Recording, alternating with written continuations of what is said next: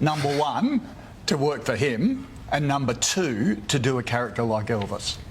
It was the most daunting thing I've ever Were you scared? considered. Every day. Every single day. I mean, yeah. I mean, you guys both saw me with terror. I didn't.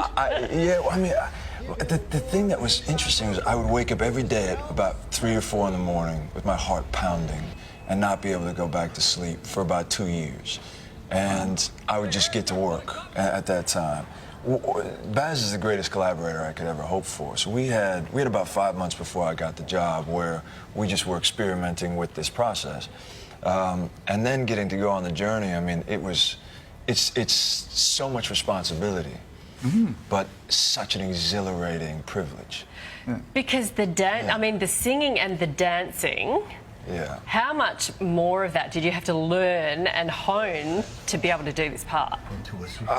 Yeah, I mean, I spent 2 years doing nothing else but obsessing about that. Yeah, you worked so much with Polly Bennett, Polly, your coach. Yeah, she was my rock during that whole part of. We had something that Baz created called the dojo, where it was just a space where we had tons of mirrors and images of Elvis everywhere, and it was just a place where I could work. Yeah.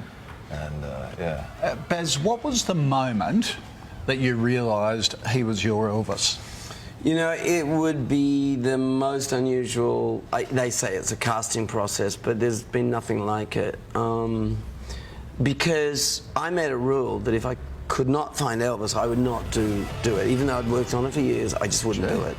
And Oz tells us now there were things that happened in his life that kind of drew him to the role, and it almost happened. You should tell it actually, I think, because I got a tape, and when I got this tape, I went, "That's not an audition. I'm